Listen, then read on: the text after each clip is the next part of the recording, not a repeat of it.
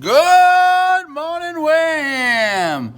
What's up, social studies? All right, it's Monday, and we're gonna read about Pissarro now. I know we've talked about the Aztecs and Cortez, and there's another conquistador named Pissarro, and we're gonna learn how he conquered a whole nation of hundreds of thousands with like less than 200 dudes.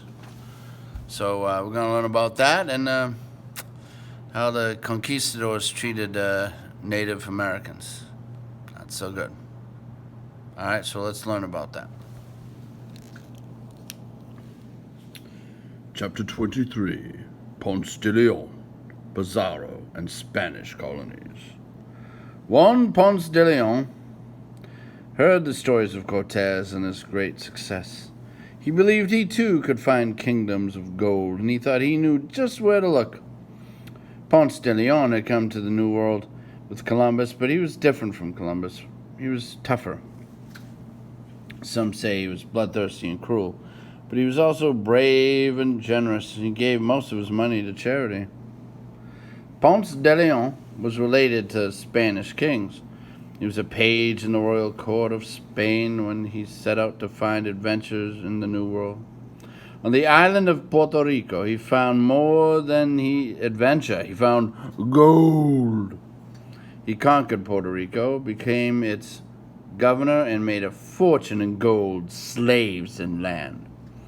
But Ponce de Leon wasn't finished exploring. He heard tales from the Indians of a magical spring that cured illnesses and made old men and women young again. He set out to find that fountain of youth.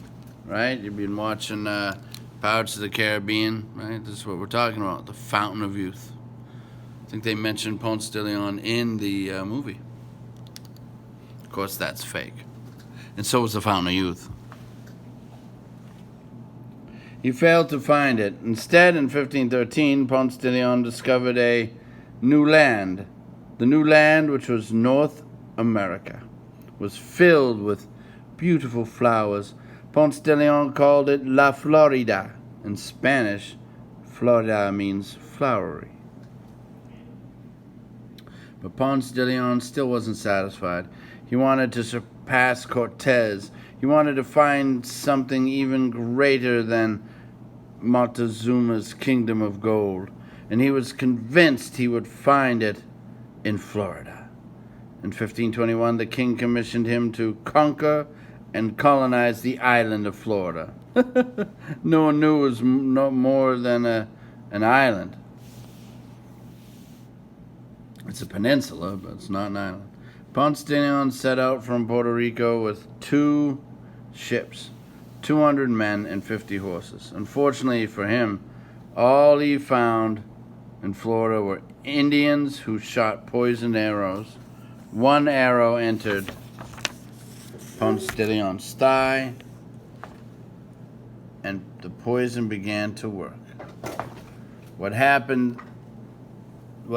that happened, his men fled from Florida back to Cuba, where the tough explorer died. He was buried under a stone that says, "Here lies the bones of the brave lion." In Spanish, león means lion. However, Ponce de Leon was right. There was another kingdom of gold. It just didn't happen to be in Florida. Francisco Pissarro headed down the west coast of South America and found golden treasures beyond anything anyone had ever imagined. He found them in Peru. Pissarro's capture of Peru in 1532 was perhaps the most daring and terrible of all the Spanish conquests. With just 180 men, 67 horses, and 3 big noisy guns, Pissarro defeated the powerful Inca Empire. When Pissarro arrived in the Inca capital, Cusco, he captured the ruler who was known as the Grand Inca. They say Sapa Inca. Pissarro promised to release the Inca, whose real name was Atahualpa, if his followers would fill a huge room with gold. They did, but Pissarro killed Atahualpa anyway. As you can see, Pissarro and his men were not exactly honorable. In fact, they were deceitful and treacherous. Soon they were fighting among themselves for gold and power. They ended up killing each other. Pissarro was killed too. Some say Atahualpa's ghost got revenge on Pissarro. Things got so bloody that finally the king of Spain took over. He didn't mind at all. Spain was going to go rich on the gold and silver from the mines in Peru. Sometimes historians say they want to cry when they think of Pissarro's conquest. Remember that room the Incas filled with gold? Well, it wasn't just gold. It included silver too, beautiful jewelry, and the artwork of civilization. The silver alpaca pictured at the beginning of this chapter was saved, but much more was not. Pissarro melted down all the gold into bars. It was lost to history forever. And a lot of times they did that because they didn't worship Jesus, and they believed it was pagan or devil and evil. The Spaniards did that kind of thing many times over. Their religion told them that Indian civilizations were pagan and therefore false, and that its symbols should be destroyed. Because they believed their religion was the only true religion, they thought they were doing the right thing when they forced it on others.